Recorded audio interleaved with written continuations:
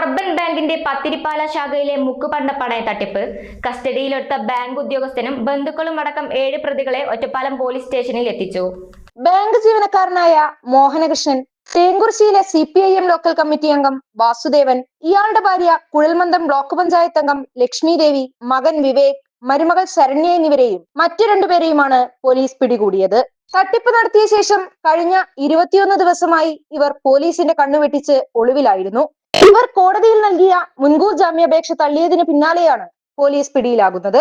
വിവിധ ഘട്ടങ്ങളിലായി 45 ലക്ഷം രൂപയുടെ തട്ടിപ്പ് നടത്തിയതായാണ് കേസ്. തട്ടിപ്പ് നടത്തിയ വിവരം അറിഞ്ഞതിനെ തുടർന്ന് മോഹനകൃഷ്ണനെ ബാങ്ക് ഭരണസമിതി സസ്പെൻഡ് ചെയ്തിരുന്നു. 2 ഇടങ്ങളിൽ നിന്നായാണ് പ്രതികൾ പോലീസിന്റെ പിടിയിലാകുന്നത്. നിലവിൽ പോലീസ് കസ്റ്റഡിയിലുള്ള ഹരിലാൽ, അരവിന്ദ് എന്നീ 2 പേരെ തിരുവനന്തപുരത്ത് നിന്നുമാണ് പിടികൂടുന്നത്. ഇവരെ വിശദമായി ചോദ്യം ചെയ്തപ്പോഴാണ് മറ്റു പ്രതികളായ മോഹനകൃഷ്ണൻ, സഹോദരി ലക്ഷ്മി ദേവി, ഭർത്താവ് വാസുദേവൻ, മകൻ വിവേക്, മരുമകൾ ശരണ്യ എന്നിവർ തിരുപ്പൂരിലുണ്ടെന്ന വിവരം അറിയുന്നത്. മറ്റു പ്രതികളെ തിരുപ്പൂരിൽ നിന്നും പോലീസ് പിടികൂടുകയായിരുന്നു.